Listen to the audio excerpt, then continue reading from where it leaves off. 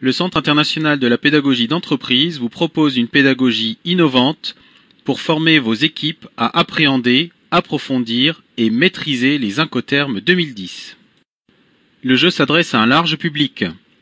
En enseignement, le jeu permet de rendre le cours vivant et concret à des élèves de niveau Bac Pro Transport jusqu'aux ingénieurs. En entreprise, il permet de s'entraîner sur des problématiques import-export réelles sous la forme d'études de cas ou de problématiques fournies par les stagiaires. Une grande flexibilité d'animation est proposée.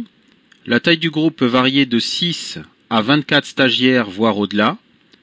Le jeu peut être fractionné en autant de séances que nécessaire.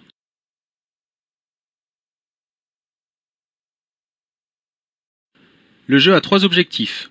Premièrement, découvrir la notion d'Incoterms et leur intérêt dans les échanges mondiaux.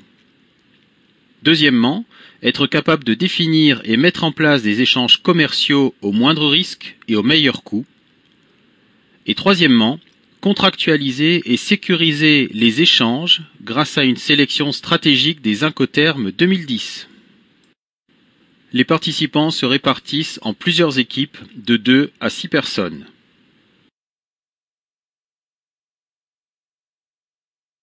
Le jeu comporte une première partie de rappel sur les Incoterms. Sa durée est fonction du niveau de connaissance des participants, mais ne doit pas dépasser 2 heures. La seconde partie est la mise en application sur des études tirées au sort par les équipes elles-mêmes. Le but est d'explorer toutes sortes de situations. La troisième partie permet à l'animateur de valider les acquis en imposant des études types durant lesquelles les équipes seront en compétition.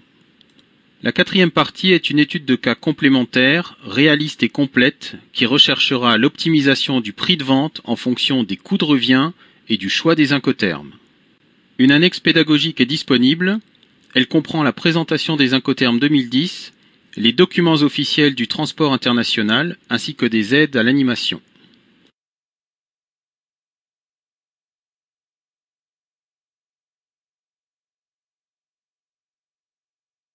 L'animateur dispose d'un jeu de diapositives permettant de présenter ou de rappeler le contenu des Incoterms 2010 en précisant les rôles de l'acheteur et du vendeur. La refonte des Incoterms est expliquée pour ceux utilisant encore la version 2000. La nouvelle liste des Incoterms 2010 est présentée et expliquée. Un exercice de restitution permet à l'animateur de s'assurer de la bonne compréhension des bases avant de passer au jeu proprement dit. Pour fédérer le groupe, la restitution peut se faire en plénière avec projection du support sur tableau blanc.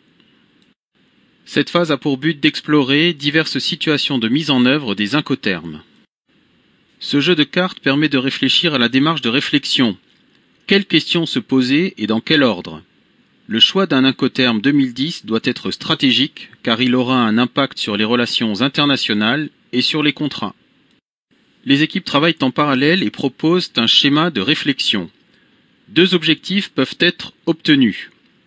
Soit connaître l'Incoterm imposé par sa structure et réfléchir aux conséquences de ce choix, soit analyser les étapes du choix de l'Incoterm idéal, et dans ce cas, la carte « Quel Incoterm 2010 vais-je utiliser ?» devra être posée en dernier. Chaque équipe traite une étude. Celle-ci consiste à définir les caractéristiques d'un échange de biens à travers le monde. L'étude est définie par une autre équipe et matérialisée sur le plateau de jeu par des pions. La définition et la progression de l'étude sont réalisées autour d'un plateau de jeu. Chaque équipe a donc une étude différente.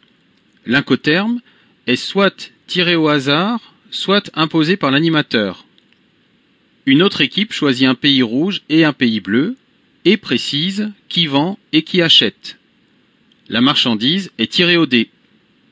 La partie droite du plateau constitue le support de réflexion. Le logigramme reprend la démarche de réflexion définie précédemment à l'aide des cartes. Les équipes progressent et prennent leurs décisions, matérialisées par des pions. En fonction de ses objectifs pédagogiques, l'animateur choisit le mode de tirage de l'Incoterm 2010. Le tableau des marchandises comporte 2 parties.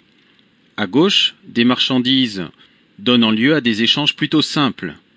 À droite, des marchandises donnant lieu à des échanges plutôt complexes. À nouveau, L'animateur pourra choisir une progression pédagogique en jouant d'abord la partie gauche puis la droite, ou alors pourra choisir de jouer de suite sur l'ensemble des marchandises. Les restitutions des différentes études se font à l'écran en vidéoprojection. À la fin de chaque exposé, les autres équipes donnent une note à l'étude. En cas de note insuffisante, l'équipe doit s'en expliquer et préconiser des améliorations. L'animateur dispose d'un ensemble de sujets de débriefing. Il peut rebondir sur les études en cliquant sur l'un ou l'autre des messages spécifiques. Ainsi, une vingtaine de diapositives pédagogiques permettent de passer les messages importants. L'animateur peut introduire d'autres diapositives s'il le souhaite, il en tiendra compte dans la durée de l'animation. Le débriefing général des études a pour objectif de développer l'appropriation de la démarche de réflexion en prenant de la hauteur sur les étapes et sur leurs spécificités. Cette troisième partie permettra à l'animateur de valider les acquis et de consolider l'autonomie des participants grâce à des études types. Plusieurs études sont proposées avec un corrigé type. L'animateur peut choisir celle qui lui convienne le mieux en fonction de ses objectifs. L'étude de cas complémentaire a pour but de se mettre en situation à travers un cas réaliste et très complet qui demandera, d'une part, d'optimiser l'approvisionnement en recherchant le mode de transport le plus adapté et ce au meilleur coût et risque, et d'autre part, d'établir des prix de vente en fonction des coûts de revient et des incoterms choisis. L'exercice est basé sur une entreprise produisant des tartes salées. Les équipes doivent optimiser le coût de revient en agissant sur divers paramètres, dont, bien sûr, le choix des incoterms. Pour ce faire, les équipes disposent des données d'entrée nécessaires. Coût d'achat, localisation du fournisseur, coût de transport, etc. Dans un second temps, les équipes devront appréhender les incoterms en tant que service d'administration des ventes en définissant des prix de vente en fonction des données calculées, des pays clients et des incoterms. Un quiz final est disponible. Voici les principaux concepts abordés durant le jeu. D'autres notions pourront être abordées sous réserve de customisation du jeu. Cette page présente les modalités d'utilisation du jeu. N'hésitez pas à nous joindre pour de plus amples renseignements. Nous vous remercions de votre attention.